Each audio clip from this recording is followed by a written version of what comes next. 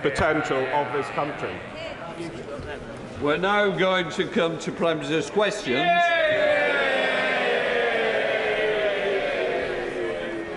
Before we come to Prime Minister's questions, I would like to point out the British Sign Language interpretation of proceedings is available to watch on Parliament Live TV. We now start with questions to the Prime Minister.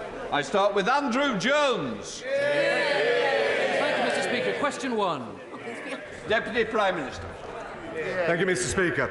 I've been asked to reply on behalf of my right honourable friend, the Prime Minister. He attended the Commonwealth Heads of Government meeting in Rwanda, the G7 Leaders Summit, and today he's at the Nato Summit in Madrid. Mr. Speaker, I know that the thoughts of the whole House will be with the family and friends of Dame Deborah James following the news of her death. I lost my father at a young age to cancer. I will know firsthand the pain that her family must be feeling. But we also know that Dame Deborah was a huge inspiration to so many and raised millions to help others affected by cancer. Andrew Jones. Nationally, 52% of disabled people are in work, compared with 81% for non-disabled people. Disability Action Yorkshire, which is a charity based in Harrogate, works to close that gap, and they have highlighted the success of the Access to Work scheme.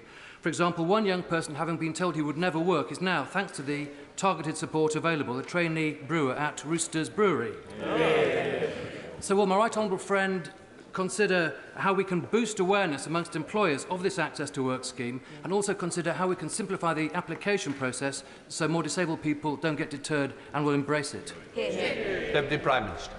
Can I thank my honourable friend for raising the work of Disability Action Yorkshire? They're doing terrific work in his constituency. I can reassure him that the DWP is committed to improving awareness through campaigns and partnerships with employers, but also disability organisations. They're also working specifically on a digital service which will make it more accessible and more visible.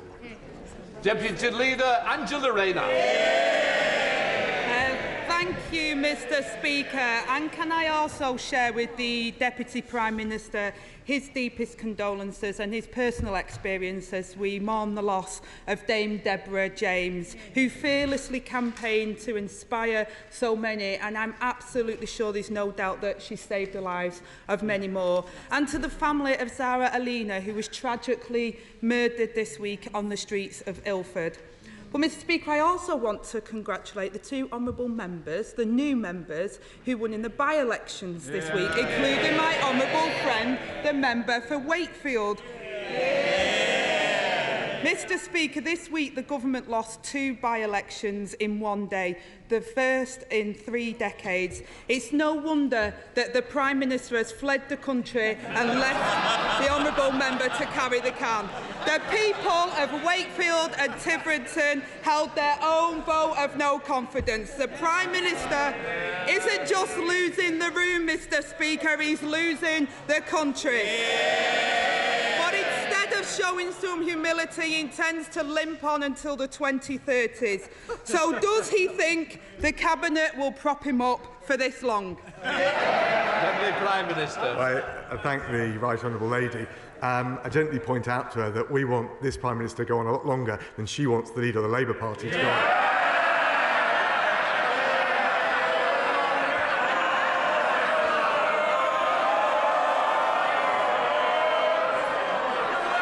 Mr. Speaker, we've got a working majority of 75. We're focusing on delivering for the British people. Record low unemployment wouldn't have happened if we'd listened to the Labour Party. More policing, tougher sentencing in force this week. Police, courts, Crime and Sentencing Act. She voted against both, so did the Labour Party. And we'll protect the public from these damaging rail strikes when we've got the scene of Labour front benchers joining the picket lines. Here we go again, but the truth is, what I want for my honourable friend, the Leader of this opposition, is not to be the Leader of the opposition, but to be the Prime Minister of this country. And to be honest, Mr. Speaker, it couldn't come quick enough. Britain can't stomach this Prime Minister for another 8 years. His own backbenchers can't stomach him for another 8 minutes. And if they continue to prop him up, Mr. Speaker, I doubt the voters will stomach him for even 8 seconds in the ballot box. Now let's imagine, Mr Speaker, the Prime Minister is still clinging on into the 2030s. Under this tax-high, low-growth Tory government, at this rate, by 2030, the British public will have endured 55 tax rises. Yep. So how many more tax rises will this government inflict on working families before he says enough is enough? Deputy Prime Minister. Mr Speaker, I think she was right first time.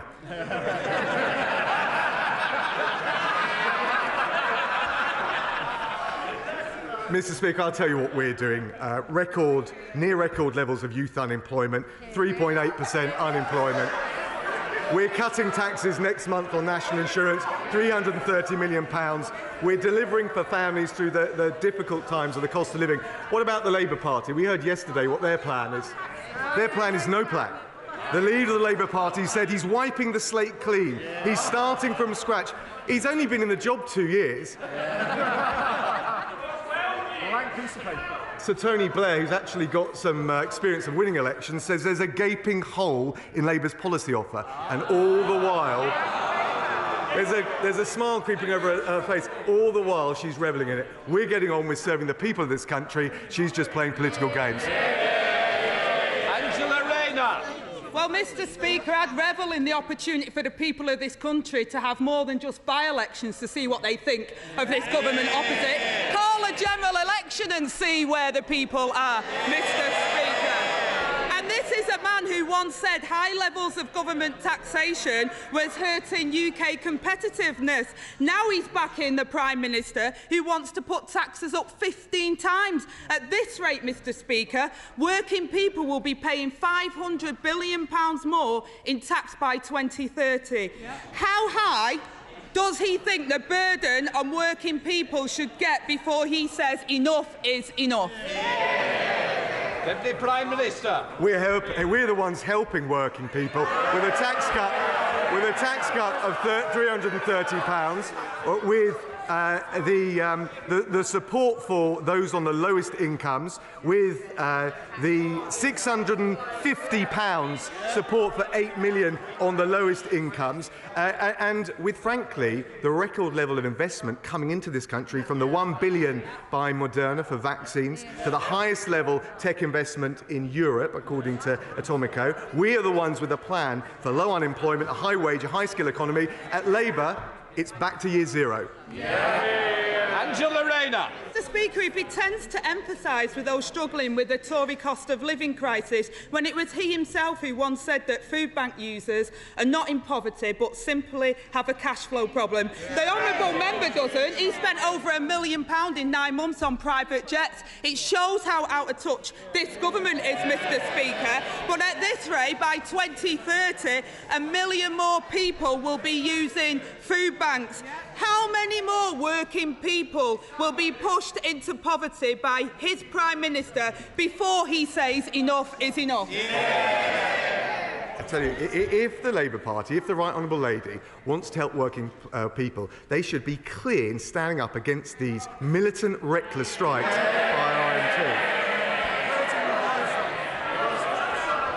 RMT. The Right Honourable Lady has flip-flopped.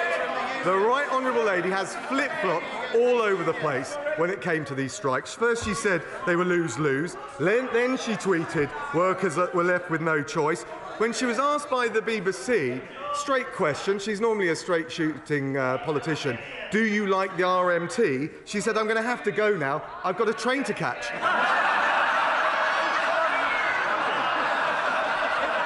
She talks about working people.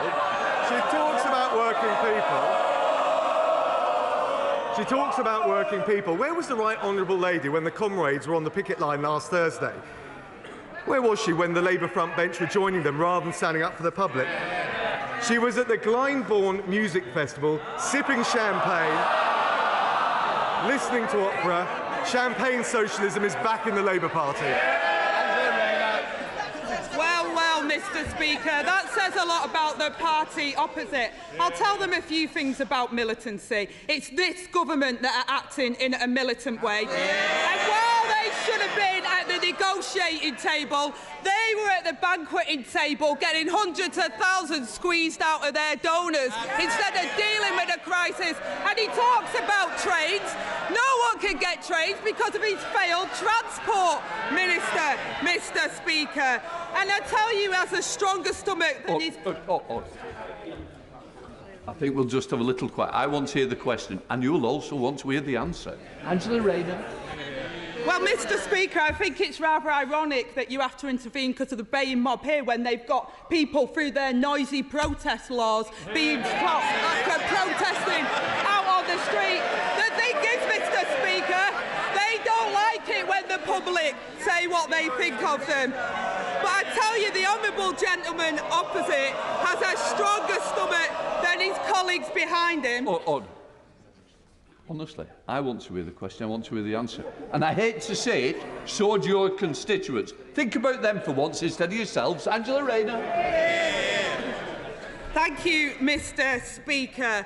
And when they were asked about the absent Prime Minister's plans to stick around until 2030, one honourable member opposite said he'd lost the plot. Another one said anyone with half a brain would realise how dire things are. Yeah. And a former Conservative leader said that the country would be better off under new leadership. Yeah. And now the Prime Minister is at war with his own Defence Secretary after confirming he will break his manifesto pledge and increasing defence spending. Under this government, Britain is set to have less troops, less planes and less ships. The only thing the Prime Minister's interested in is defending his own job. Just how many more troops have to lose their jobs before he finally says enough is enough? Deputy Prime Minister. Thank you, Mr. Speaker. In fact, there's a £24 billion increase for armed forces. Spending on the armed forces is rising to 2.3% of GDP, again making us the largest military spender in Europe. And frankly, we'll take no lessons from the Right Honourable Lady when it comes to security in this country. First thing she did when she became an MP, 2016, voted against Trident, leaving us exposed. And she was campaigning for the Right Honourable Member for Islington North to be Prime Minister, someone who would take us out of NATO. Mr. Speaker, talking about NATO, where was the honourable member when the situation in Afghanistan on a sun lounger? That's where the honourable member was. I take no lectures from the honourable member when it comes to doing your job. The Prime Minister said he felt no shame over the by-election defeats. He said his government have been quite exceptional. Well, I agree that they've been exceptional, all right. An exceptional record on stagnant wages, rising poverty and broken promises. And the Prime Minister wants to drag this out until 2030. And how much more can he stomach before he finds the guts, Mr. Speaker? How many more tax rises? How many more families drove into poverty? And how many manifesto pledges broken? I hope for the sake of the British public, Mr. Speaker, that we never find out. And when will the Deputy Prime Minister finally grow a backbone and tell the Prime Minister the game is up?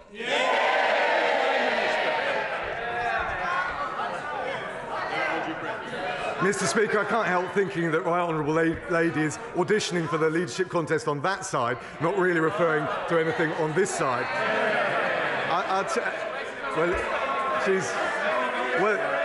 She's got the support of the honourable member. Look, I'll tell you what we're doing. We're putting in place the policies to grow our economy to help... Mr Murray, we've had a good questions already for Scotland. It's not continued. It's not your debate. Come on. Mr. Speaker, he was just announcing his support for the Right Honourable Lady in the forthcoming... We're putting in place the economic plan to help people with the cost of living. The Labour leader is getting ready for year zero. We're the ones supporting Ukraine with sanctions on Russia, with military support. The Honourable Lady voted to abolish Trident. We're the ones making the streets safer, more police and tougher sentencing under the Police Crime Sentencing Act in force this week. She voted against both. They got no plan. They're not fit to govern, Mr. Speaker. Thank you, Mr. Speaker. Mr. Speaker, the Eden Project North has been 5 years of my parliamentary life. We've gone through 3 Prime Ministers, 4 Chancellors, a plethora of ministers, but no, what we've got to the point is, that the levelling up bid is going to go in very shortly. We've got a shovel-ready plan, we've got full planning permission. Does my right honourable friend agree with me? It is money worth spending in Morecambe. Mr. Speaker, my honourable friend, there is no greater and more tenacious campaigner than the honourable member for his constituents. He'll know I can't discuss the details of any specific bids, but the next round of funding allocations will be announced in the autumn, so you won't have to wait too much longer. Leader of the SNP, Ian Black. Thank you, Mr. Speaker. And can I associate myself with the remarks of the Deputy Prime Minister and the Deputy Leader of the Labour Party at the sad death of Dame Deborah James. Our thoughts and prayers are with her family at this trying time, and we thank her for all that she has done to raise money for anti-cancer. Mr. Speaker, Scotland's First Minister has set the date and started the campaign. Our nation will have its independence referendum on the 19th of October 2023. The reality is Scotland has already paid the price for not being independent. Westminster governments we did not vote for, imposing policies we don't support, breaking international law, dragging Scotland through a damaging Brexit we didn't vote for, and delivering deep austerity cuts. Contrast that with our European neighbours, who have greater income equality, lower poverty rates and higher productivity. Mr. Speaker, why not Scotland? In the weeks and months ahead, we will make the positive case for independence. Will the opposition, if they can, make the case for continued Westminster rule? Deputy Prime Minister. Can I thank the honourable gentleman? It's always good to see him in his place. No, genuinely, it's good to see him in his place. It's not the right time for another referendum, given the challenges that we face as one United Kingdom. And I think, and he referred to some of the challenges in Scotland, but I think actually the people of Scotland want their two governments to work together, and we are keen, willing, enthusiastic to do so. Ian Blackford. There is no case for the union, as we've just heard from the Deputy Prime Minister, because, Mr. Speaker, the harsh reality is that the Tories might fear democratic debate, but they don't have the right to block Scottish democracy. As the late Canon Kenyon Wright said, what if the other voice we all know so well responds by saying, "We say no, we are the state"? His answer, well, we say yes, and we are the people. Just last year, the member for Murray, the leader of the Scottish Conservatives no less, put it in his own words: a vote for the Scottish National Party is another vote for an independence referendum. Well, you won't often hear me say this, but I agree with him, and so do the Scottish people. Scottish democracy will not be a prisoner of any Prime Minister in this place. So why is the UK government scared of democracy?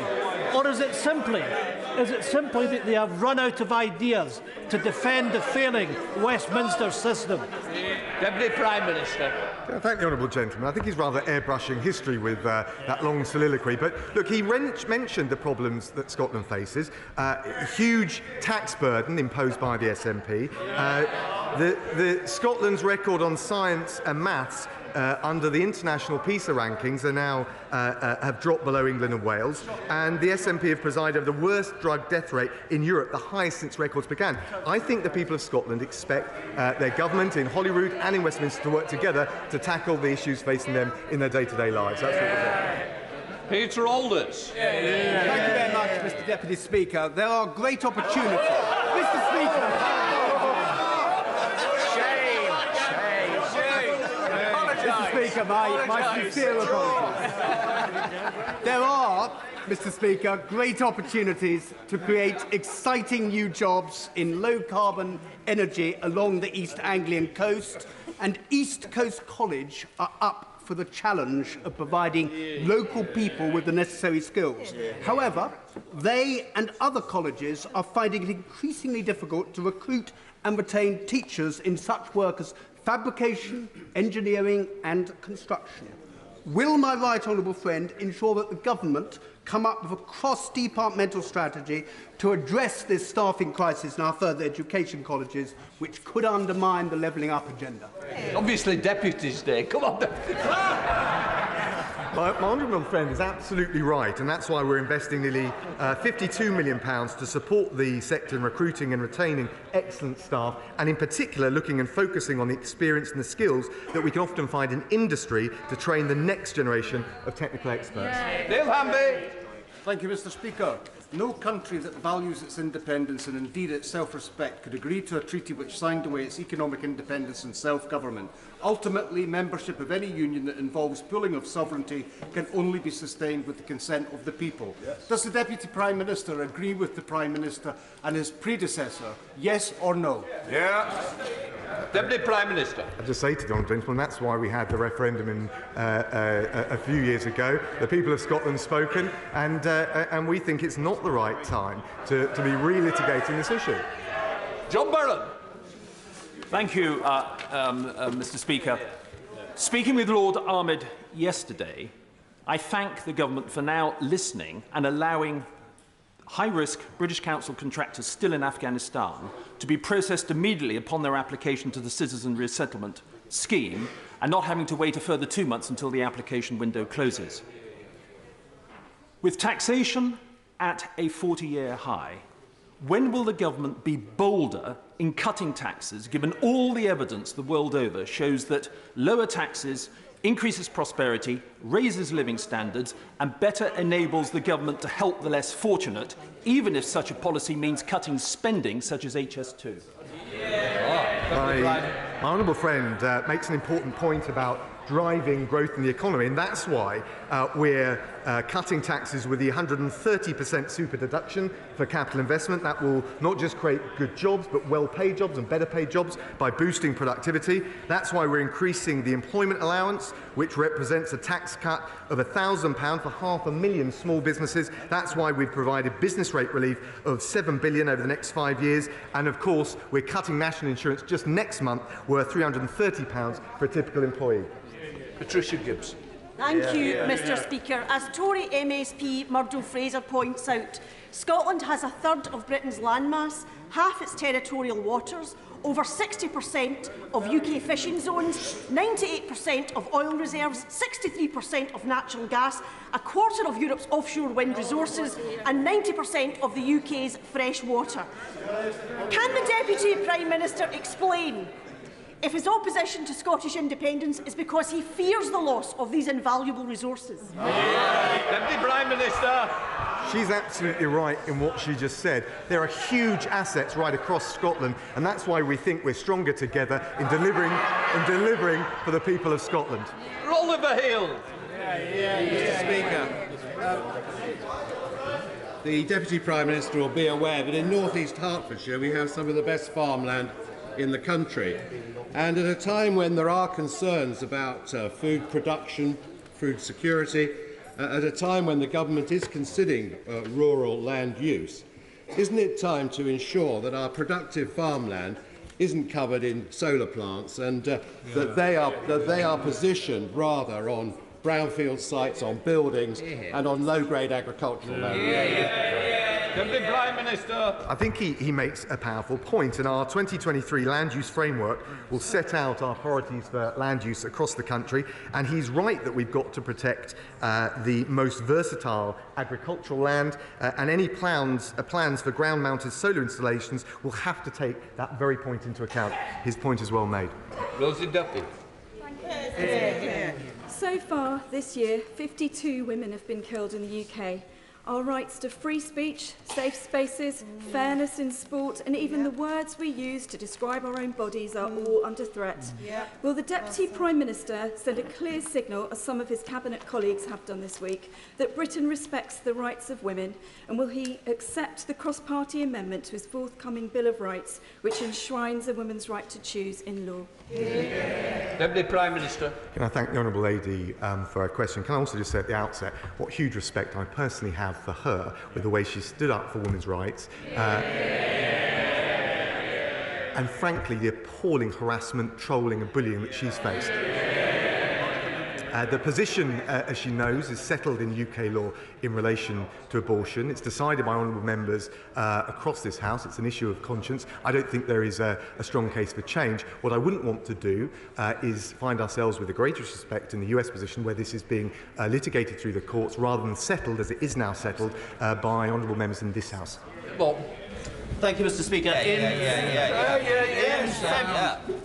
In February 2019, this House passed my excellent Civil Partnerships, Marriages and Deaths Registration, etc. Act, mandating government to extend civil partnerships to opposite-sex couples, enabling marriage records to include mothers' details, and requiring the Justice Secretary to produce a report empowering coroners to investigate stillbirths. The first two have come into force very successfully, but 2.5 years on, despite further shocking revelations about deaths of babies at several hospitals, no report has yet been published, nor regulations to give coroners the powers they need. Why not? Can I thank my honourable friend? He's absolutely right to raise this, and of course stillbirth is an appalling tragedy which has the most devastating impact on families across the country. He's right, the MOJ, the DHSC have jointly consulted on proposals to provide coroners with new powers in this regard. I have looked at this personally. We will be publishing the government's response to the consultation very shortly. Angela Rayner. Thank you, Mr. Speaker.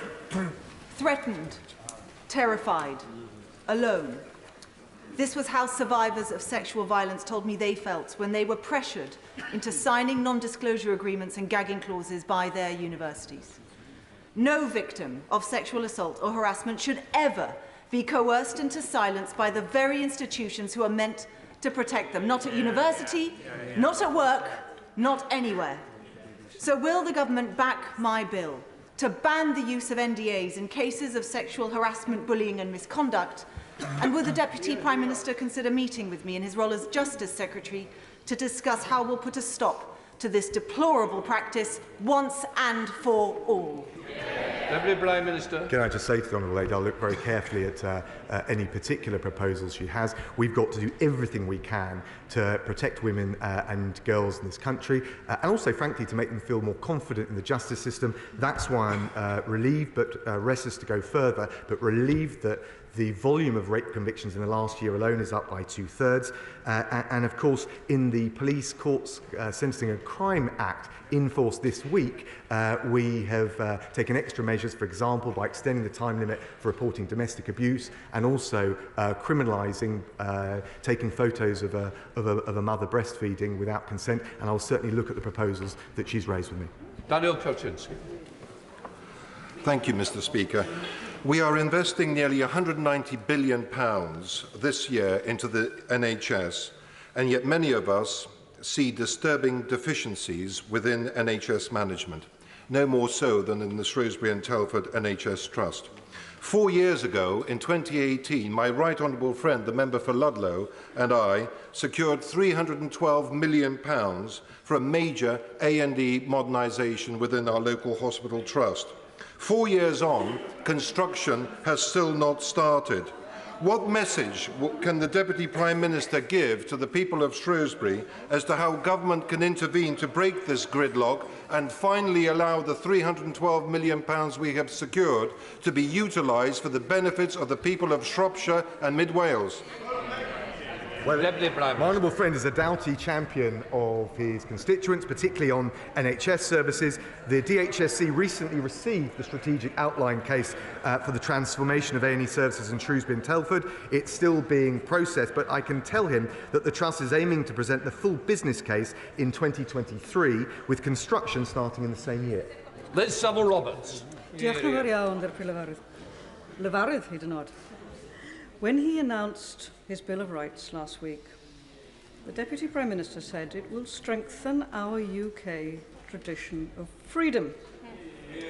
Freedom, shameless, from a government whose contempt for the rule of law and devolution can be judged in equal measure. They're scrapping Welsh law against our will, denying Scotland the right to choose their own future. That isn't freedom.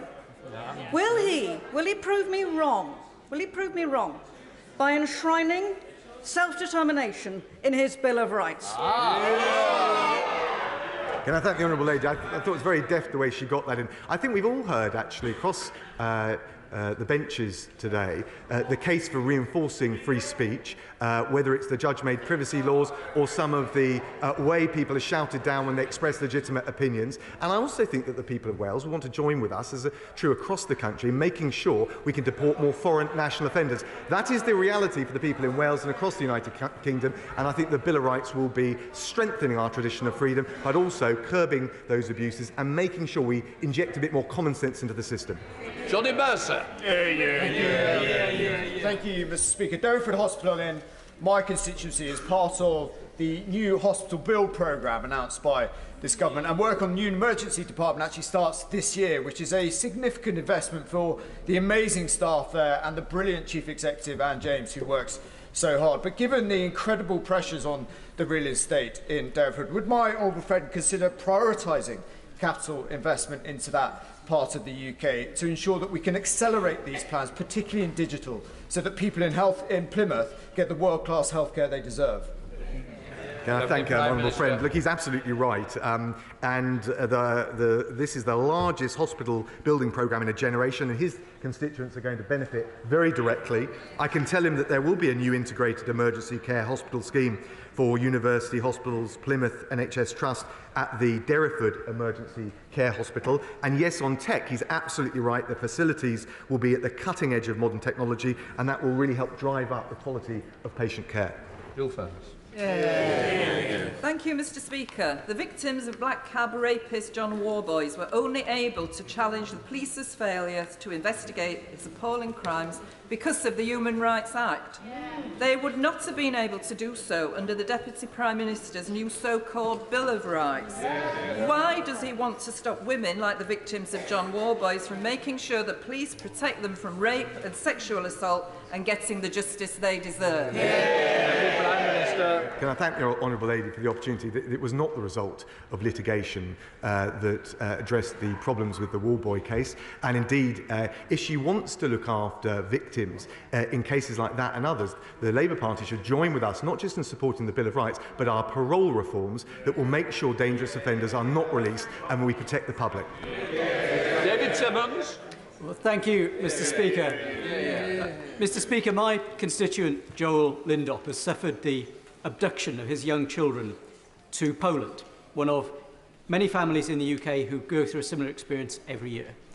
And despite repeated judgments in his favour in the courts in Poland, he's been unable to persuade the Polish authorities to fulfil their obligations under international law and return those children to their family. Will my right honourable friend intercede and ensure that my constituent and the many other families who face this challenge are able to ensure that their children are returned safely and in a timely fashion in the future? Can I thank the honourable friend? Look, I can't imagine how appalling that situation must be for any parent to find themselves in. He'll know we're committed to the 1980 Hague Convention on Child Abduction, and that does provide a mechanism. He's right that that's one that has to be driven through the courts, and that's not something we can directly interfere on, but I will make sure, and I'll speak to the Foreign Office and see if the Minister can address whether there's anything further that we can properly do to support him. Brendan Minehill. Thank you very much, Mr. Speaker. A serious question on the conduct of the government as regards free trade agreements. And I cannot understate the fury of the International Trade Committee this morning that led us to unanimously empty chair the Secretary of State for International Trade. The government has broken its word to the committee, to the House and to you, Mr. Speaker, on scrutiny of the Australian trade deal by triggering Crag and now endangering a committee report. It is the unanimous view of the committee, Mr. Speaker, Tory, Labour, SNP and DUP, that Crag should be delayed to allow proper scrutiny, as was promised. Will the government deliver on its promise and therefore delay Crag? I understand, Deputy Prime Minister. I understand, Mr. Speaker, that the Secretary of State for International Trade has agreed to come back and address the committee just as soon as possible. James Sunderland. Mr. Speaker, I was privileged last week to attend the Malaria Summit in Kigali. Even today, malaria remains the biggest single killer of mankind ever, and 1.7 billion people are living every day under its shadow of misery. But, Mr Speaker, we're on the cusp of something really special, in that recent advances, education and our British world-leading vaccines can now eradicate it forever. Can my right honourable friends please confirm that the UK will fulfil its full commitment to the Global Fund? Deputy Prime Minister. Can I thank my honourable friend? And I know from working at the Foreign Office just how powerful the Global Fund is. It's a very high-performing international organisation. He will know that since 2002 we've been the third largest donor, so we've stepped up to the plate. The UK hasn't yet determined our pledge for the 7th replenishment, but I know the Foreign Secretary will have heard loud and clear the advocacy that he's made in their regard. Final question, Bel Ribeiro Addy. Thank you, Mr Speaker. In their efforts to pursue a hostile environment, the Home Office routinely tears families apart and breaks human rights and equalities legislation. They're reported to be sending up yet another charter deportation flight to Nigeria and Ghana.